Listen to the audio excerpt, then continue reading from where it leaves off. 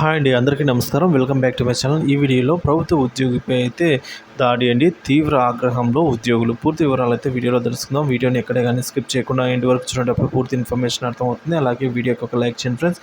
ఒక విషయానికి వచ్చినట్లయితే విధులకు ఆటంకం కలిగించిన డీలర్పై కేసు నమోదు చేయాలి అని నవ్యాంధ్ర టీచర్స్ అసోసియేషన్ వారైతే తెలియజేస్తున్నారండి.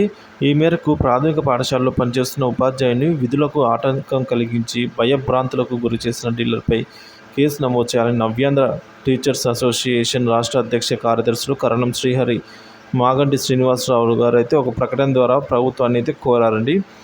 అసభ్య పదజాలంతో దూషించిన రేషన్ డీలర్ను అయితే కఠినంగా శిక్షించాలని అయితే విన్నవించారు.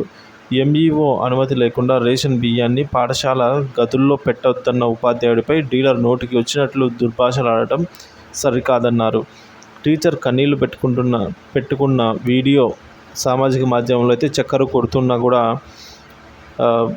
ఆ సంఘటన జరిగి 6 రోజులు అవుతున్నా కూడా ఉపాధ్యాయునికి రక్షణ ఇవ్వకుండా అధికారులు చోద్యం చూస్తున్నారని ఈ మేరకు నవ్యాంధ్ర టీచర్స్ అసోసియేషన్ అయితే విమర్శించిందండి. ఇలాంటి సంఘటనలు పునరావృతం కాకుండా చూడాలని అయితే ప్రభుత్వానికి ఈ మేరకు విజ్ఞప్తి కూడా చేయడం జరిగింది ఫ్రెండ్స్.